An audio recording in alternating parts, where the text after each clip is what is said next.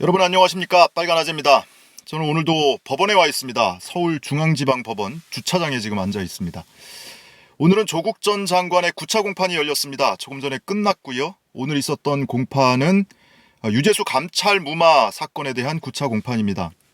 우선은 이 용어부터가 마음에 안 들죠. 감찰 무마 사건. 사실은 이게 검찰과 언론이 붙인 용어인데 사실은 조국 전 장관 측에서는 감찰이 무마되거나 누군가에 의해서 강제로 중단되거나 이런 것이 아니고, 당시에는 감찰이 불능 상태에 빠졌고 그래서 자연스럽게 종료된 것이었고 후속 조치까지 했다라는 것이기 때문에 감찰 무마라는 이 용어가 마음에는 안 드는데요. 어쨌든 지금 형사 사건으로 기소돼 있는 혐의가 그렇기 때문에 부득이하게 그 용어를 계속 쓰도록 하겠습니다.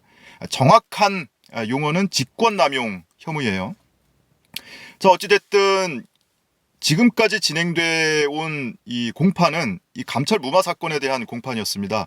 지난해 12월 31일에 10여 개 혐의로 기소가 됐죠. 입시, 펀드, 그리고 공직자윤리법 위반, 그리고 노한중 부산의료원장한테 딸이 받은 장학금을 가지고 뇌물 혐의로 기소한 사건, 이게 본류에 해당하는 사건이 있고, 그것과 별개로 서울 동부지검에서 수사해서 기소한 사건이 바로 이 유재수 감찰 무마 직권남용 사건입니다. 그래서 이 사건만 우선적으로 심리를 진행을 했고요. 지금 심리가 다 끝났는데, 지금까지 진행된 것은 증인신문 이런 것들이 있었고, 검찰이 별도의 서증조사를 요청했기 때문에 오늘 마지막 서증조사를 한 겁니다. 그런데 오늘 법정에서 서증을 제시하고 또는 입증 취지를 밝히고 한 내용들은 대체로 누군가의 진술조서예요. 특히 유재수 씨, 이 감찰의 대상자였던 유재수 씨의 진술조서가 여러 개가 등장을 했고요. 그 다음에 유재수 씨가 본인의 구명을 요청을 했던 김경수 경남지사를 비롯해서 천경득 전 청와대 선임행정관, 그리고 윤건영 전 청와대 국정상황실장, 지금 민주당 의원이죠.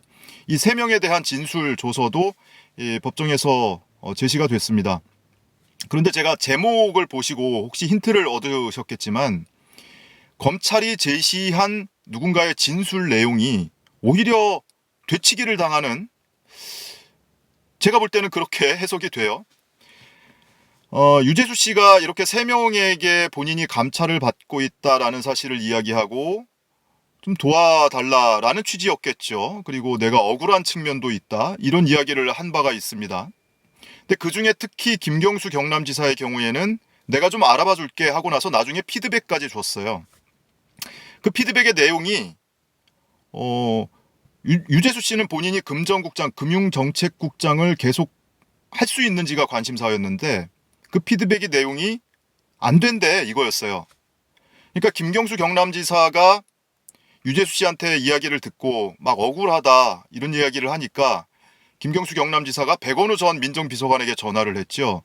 그래서 유재수 씨가 굉장히 억울해하고 있다, 그러니 억울해하는 사람의 이야기도 좀 들어봐줬으면 좋겠다라고 이야기를 했고, 그리고 여차저차해서 누군가로부터 피드백을 받았겠죠, 김경수 지사가.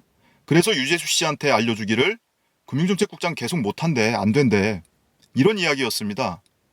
검찰은 이것을 가지고 어쨌든 천경득, 김경수, 윤건영 이 세 명한테 구명운동을 부탁을 했고, 세 명이 여기저기 요로에 알아봐 주기도 하고 부탁도 하고 이래서 감찰이 중단된 것 아니냐, 그래서 수사 의뢰 등 다른 조치를 하지 않은 것이 아니냐, 이런 프레임인데, 근데 변호인이, 조국 전 장관 측 변호인이 가볍게 말미에 참 의문스럽다라고 하면서 이야기를 한마디 합니다. 유재수 씨가 진술조서에 나와 있다시피 유재수 씨의 관심사는 오로지 하나, 구명운동의 목적은 오로지 하나, 금융위원회 금융정책국장을 계속하는 게 목적이었는데, 정작 그 이야기를 듣고 김경수 지사가 피드백을 준 것은 안 된대, 안 된대였어요.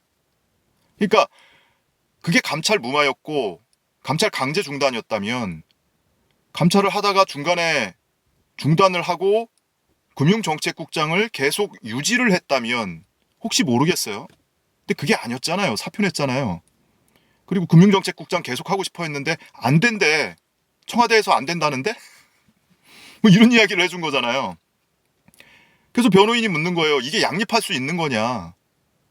아니, 목적은 금정국장을 계속하는 거였는데 정작 그걸 알아봐준 사람은 안 된다고 피드백을 줬단 말이죠. 그런데 이것이 감찰을 무마하고 감찰을 강제로 중단시킨 거고 직권을 남용한 거라고 누군가의 구명활동 또는 청탁을 받고 참여정부 인사로부터 청탁을 받아서 감찰을 중간에 못하게 막은 것이냐, 그게 양립할 수 있다는 것이냐, 이런 의문을 표하기도 했습니다. 그러니까 검사가 유리한 증거물로 제출한 진술조서 서증이 오히려 가볍게 아닌데 그 반대 논리를 입증하는 셈이 돼버리는데 뭐 이렇게 인식되는 것 아닌가 하는 생각이 좀 들었고요. 조국 전 장관 측 변호인은 또 한마디를 더 했습니다. 여러 가지 진술조서 중에 당시 이 감찰 당시에 금융위원장 그리고 금융위 부위원장 최종구, 김용범 이 두 명의 진술조서도 있단 말이에요. 근데 이들은 공이 당시에 청와대로부터 감찰 결과를 통보를 받기는 했는데 구체적인 비위 내용이 뭔지에 대해서는 알려주지 않아서 잘 모른다. 그리고 우리도 유재수 씨의 비위 내용이 뭔지 전혀 알 수가 없었고 우린 모르고 있었다라고 진술을 했단 말이에요. 그런데 변호인 측이 볼 때는 이걸 어떻게 그대로 믿냐? 법조인이라면 당연히 그 주장을 진술을 의심해야 되는 것 아니냐? 왜냐면은 이미 법정 증인 신문 과정에서 확인이 됐지만 당시에 이 유재수 감찰 사건은 이 관가에 파다하게 소문이 나 있었고 공무원들이 촉각을 곤두세우는 상태였고 청와대에서 이 사건을 어떻게 처리하는지 굉장히 지대한 관심을 갖고 있던 사건이었단 말이에요. 그래서 유재수 씨가 장기간 병가를 내고 감찰이 수면 아래로 지금 가라앉아 있는 상태에서 여기저기서 굉장히 수군거리고 소문이 파다하게 났었단 말이죠. 그런데 근데 위원장과 부위원장만 모르고 있었다고? 법조인이라면 당연히 그 진술을 의심했어야 되는 거 아니냐? 아니 오히려 검찰이 그 진술이 사실이라고 믿고 싶어 하는 것 같더라. 왜? 그 진술이 사실이어야만 이 공소 사실이 떠받쳐지니까, 공소 유지가 되니까. 김용범 부위원장도 그렇고 최종구 위원장도 그렇고 우리는 구체적인 비위 내용을 몰라서 자체 감찰을 하거나 추가 조사를 하거나 이런 걸 하지를 않았어. 다만 그냥 인사 조치를 했을 뿐이야. 직무배제 시키고 나중에 사표 받고 이랬다는 거거든요. 그러니까 이 최종구 위원장의 경우에도 당시에 고발을 당했었죠. 직무유기 혐의로 고발을 당했었습니다. 그러니까 이제 본인들이 뭔가를 알고 있었고 추가 감찰을 하거나 직접 조사를 하거나 이렇게 했어야 되는데 그걸 안 했다. 그래서 직무유기 혐의로 고발이 돼 있는 상태이기 때문에 본인의 혐의를 벗기 위해서 우린 모르고 있었어. 이렇게 둘러댈 수도 있는 것인데 당연히 그렇게 의심을 해야 되는데 검찰 입장에서는 오케이. 그럼 니네는 모르는 걸로 해? 이쪽에서 직권남용을 하고 너네한테는 얘기 안 해준 거야. 뭐 이렇게 몰고 가려는 목적이 아니었겠는가 이런 의심을 법정에서 표현을 한 거죠. 어찌됐든 뭐 208은 이제 구형 선고만 남았고요. 다만 지난번에 재판부가 검찰 측 입장 그리고 변호인단의 입장을 들어서 이 사건을 별도로 분리해서 선고할지를 논의를 한 바가 있죠. 그리고 그 당시에는 이 사건을 수사한 이 동부지검 형사 6부 장도 그렇고 변호인 측에서도 변호인 측은 뭐 아무래도 상관없다라는 것이고 검찰 측에서는 분리해서 선고해다오라고 요구를 했었거든요. 우리는 처음부터 분리해서 심리하기를 원했어. 그러니까 선고도 분리해서 빨리 해줘 이런 거란 말이죠.